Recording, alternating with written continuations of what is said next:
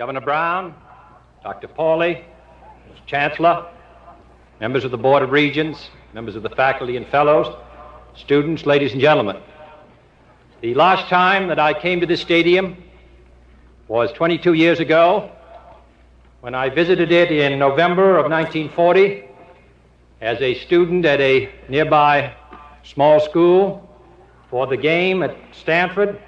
And we got a much, I must say, I had a much warmer reception today than I did, or my co-frères did on that occasion. In those days, we used to fill these universities for football, and now we do it for academic events, and I'm not sure that this doesn't represent a rather dangerous trend for the future of our country.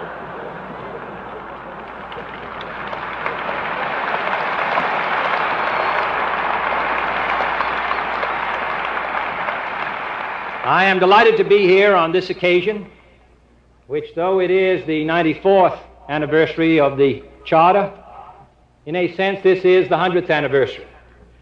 For this university and so many other universities across our country owe their birth to the most extraordinary piece of legislation which this country has ever adopted, and that is the Morrill Act, signed by President Abraham Lincoln in the darkest and most uncertain days of the Civil War, which set before the country the opportunity to build the great land-grant colleges of which this is so distinguished a part. 6 years later, this university obtained its charter. And in its first graduating class, it included a future governor of California, a future congressman, a judge, a state assemblyman, a clergyman, lawyer, doctor, all in a graduating class of 12 students. This college, therefore, from its earliest beginnings, has recognized, and its graduates have recognized, that the purpose of education is not merely to advance the economic self-interest of its graduates. The people of California, as much, if not more, than the people of any other state, have supported their colleges and their universities and their schools because they recognize how important it is to the maintenance of a free society that its citizens be well educated. This has been a week of momentous events around the world. The long and painful struggle in Algeria is coming to an end. Both nuclear powers and neutrals labor at Geneva for a solution to the problem of a spiraling arms race, and also to the problems that so vex our relations with the Soviet Union. The Congress opened hearing on a trade bill, which is far more than a trade bill, but an opportunity to build a stronger and closer Atlantic community. And my wife had her first and last ride on an elephant.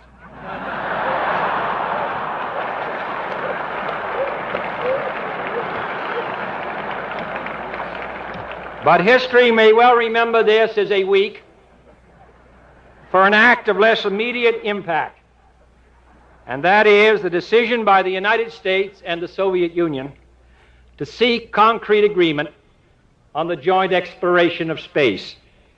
Experience has taught us that an agreement to negotiate does not always mean a negotiated agreement. But should such a joint effort be realized, its significance could well be tremendous for us all. For a cooperative Soviet-American effort in space science and exploration would emphasize the interests that must unite us rather than those that always divide us. It offers us an area in which the stale and sterile dogmas of the Cold War could be literally left 250,000 miles behind. And it would remind us on both sides that knowledge, not hate, is the passkey to the future.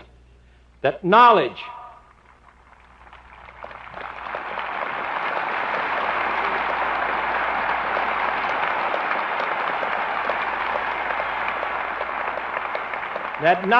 transcends national antagonisms, that it speaks a universal language, that it is the possession not of a single class or of a single nation or a single ideology, but of all mankind. I need hardly emphasize the happy pursuit of knowledge in this place. Your faculty includes more Nobel laureates than any other faculty in the world. More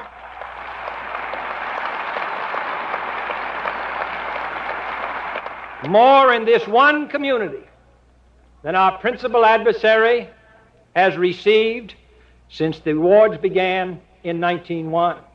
And we take pride in that only from a national point of view, because it indicates, as the chancellor pointed out, the great intellectual benefits of a free society.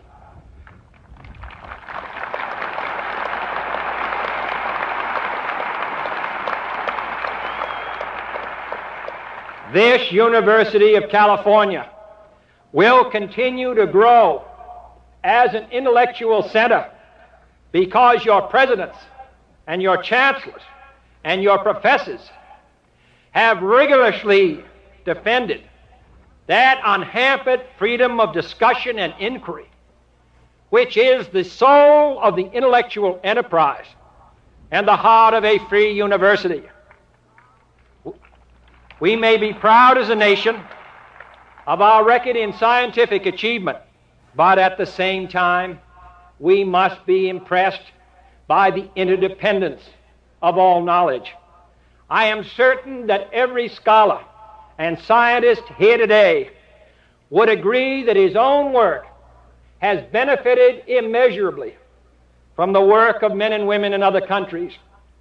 The prospects of a partnership with Soviet scientists in the exploration of space opens up exciting prospects of collaboration in other areas of learning. And cooperation in the pursuit of knowledge can hopefully lead to cooperation in the pursuit of peace.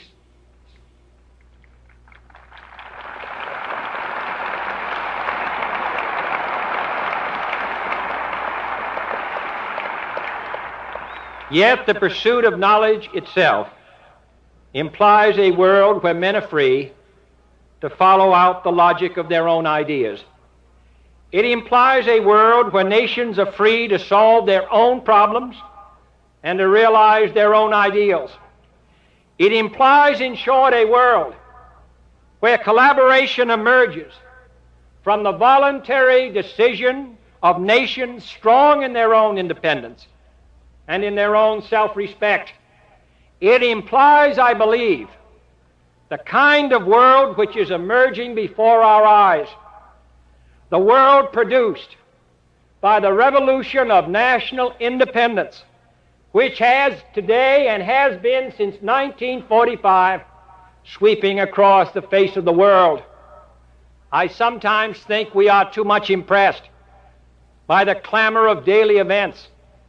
The newspaper headlines and the television screens give us a short view.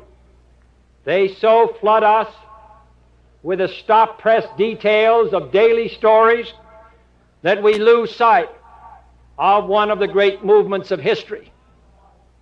Beyond the drumfire of daily crisis, there is arising the outlines of a robust and vital world community, founded on nations secure in their own independence and united by allegiance to world peace.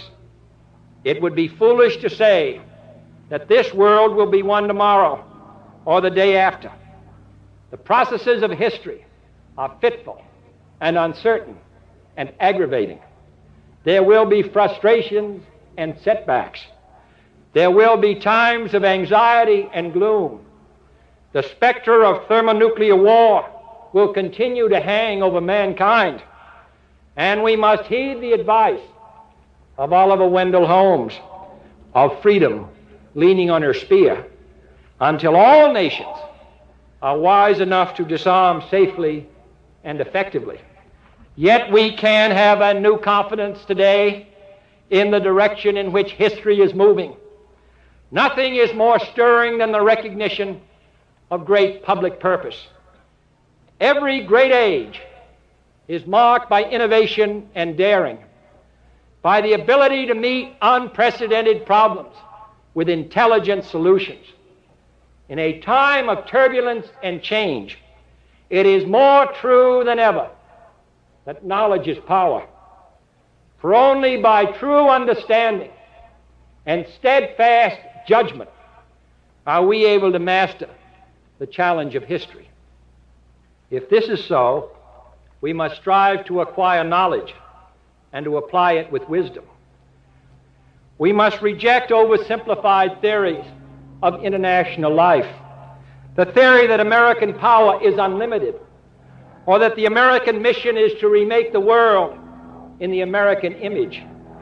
We must seize the vision of a free and diverse world and shape our policies to speed progress towards a more flexible world order. This is the unifying spirit of our policies in the world today. The purpose of our aid programs must be to help developing countries move forward as rapidly as possible on the road to genuine national independence. Our military policies must assist nations to protect the processes of democratic reform and development against disruption and intervention. Our diplomatic policies must strengthen our relations with the whole world, with our several alliances, and within the United Nations, as we press forward on every front to realize a flexible world order. The role of the university becomes even more important, both as a reservoir of ideas and as a repositor of the long view of the shore dimly seen. Knowledge is the great sun of the firmament, said Senator Daniel Webster. Life and power are scattered along its beams. In its light, we must think and act not only for the moment, but for our time. I am reminded of the story of the great French marshal, Lyautey, who once asked his gardener to plant a tree. The gardener objected that the tree was slow growing and would not reach maturity for 100 years. The marshal replied, "In that case, there is no time to lose. Plant it this afternoon." Today, a world of knowledge, a world of cooperation, a just and lasting peace may be years away. But we have no time to lose. Let us plant our trees this afternoon.